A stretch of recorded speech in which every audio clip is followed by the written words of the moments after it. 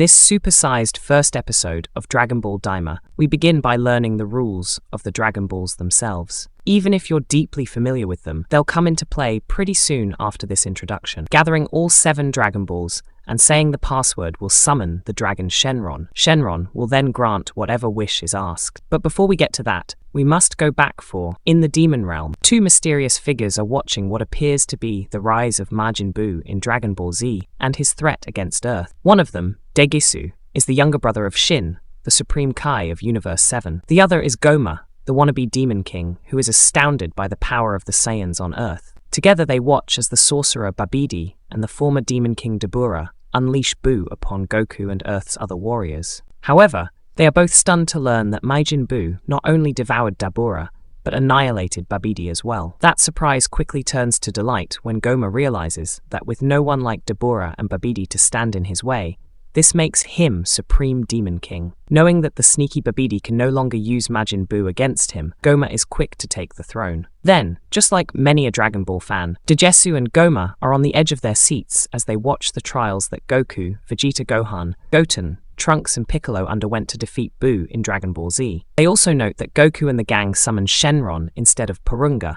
another wish-granting dragon. When Goku is able to defeat Buu with a Super Spirit Bomb, Goma and Degisu celebrate the former's new status. They're quickly interrupted, though, by Dr. Arinsu, Degisu's older sister, who congratulates Goma.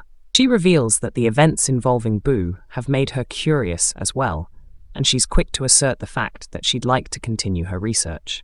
All the while, she plants seeds of paranoia in Goma's head.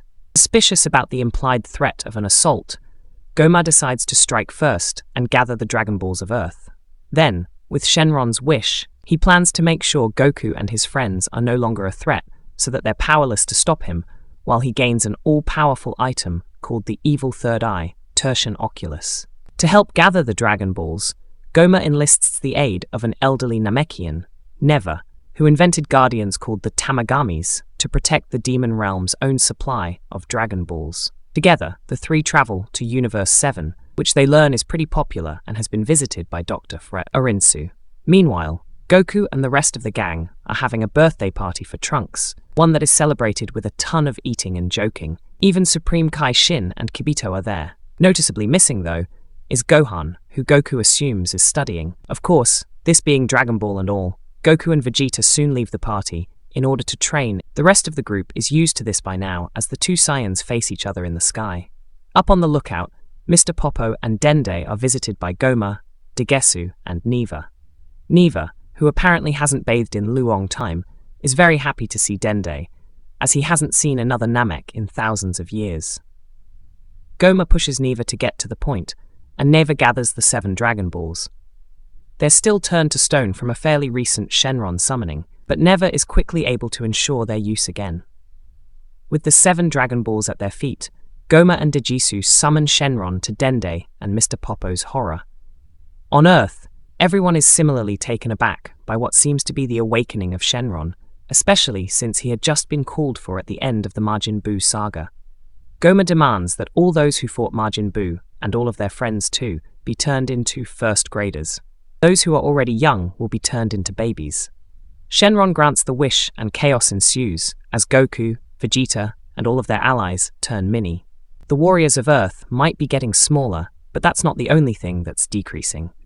Demon King Goma is furious that Shenron won't give him more wishes, and the dragon tells the despot that unknown first-timers only get 1. Shenron and the Dragon Balls vanish into the sky. Goma turns his attention to Neva, asking him if he can summon the Demon Realm Dragon Balls. Neva responds by affirming that if Goma wants that particular set, he'll have to fight the Tamagami warriors first. Degisu, playing Peacekeeper, reminds Goma that he got what he wanted, and knowing that the Dragon Balls of Earth are useless without him, Goma decides to kidnap Lil Dende. If anything, they can just hold him as a hostage. Back on Earth, Goku and Vegeta plummet to the ground and discover that they're smaller. In fact, everyone is. Mr. Satan promises to save them, but he is promptly ignored. They'll need to work together, though. Goku's flying powers are almost non-existent, and it'll be a while before he can adjust to, as a diminutive Master Roshi says, balance of your body. Roshi is especially pleased to be young, looking again, as he's been a senior citizen since Dragon Ball first began. Kibito takes Goku, Piccolo and Shin to the temple, and there they learn that strange men from the demon realm summoned Shenron, made a wish, and took Dende. Shin is especially troubled to learn that his brother Daigetsu was involved. Piccolo is also stunned to hear that Neva, the old Namekian, played a part. Goku proposes that they strike back, but Shin says they can't. There's no way to teleport to the demon world, but Shin has a spaceship-shaped plan. He has Kibito bring over the vessel that originally brought Shin to Earth, and though it's covered in dirt and moss, Goku promises that Bulma can fix it. Goku and Piccolo practice flying until Bulma gets there with Vegeta. Vegeta aims for vengeance. No one turns him into a brat and gets away with it. Bulma notices that the ship is in rough shape, but is fascinated nonetheless. She can fix it with a garage and some machines and helper robots, but it'll take 10 days. 10 days, you say? Why? That's just long enough for a... Goku gets used to flying, but mastering his deadly punches and kicks with such abbreviated limbs is a different story. He flies away while the others discuss the ins and outs of the demon realm. Does everyone from the demon realm have pointy ears? Not all, but you can assume that they're from there if they do. People and creatures have left the demon realm over time, including many margin, but eventually, travel was forbidden. Only those permitted can go to and leave from there.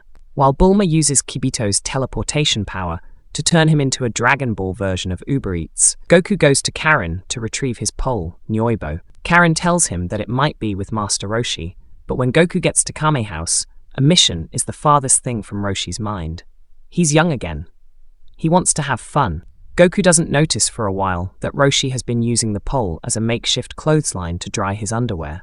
When Goku makes it back to the temple, pole in hand, it's time to eat. Piccolo never lived in the demon realm, so he can't remember the time when Namex lived there.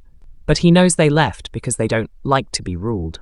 Their history lesson is interrupted by a surprise spaceship landing, the same kind Goma and his crew used.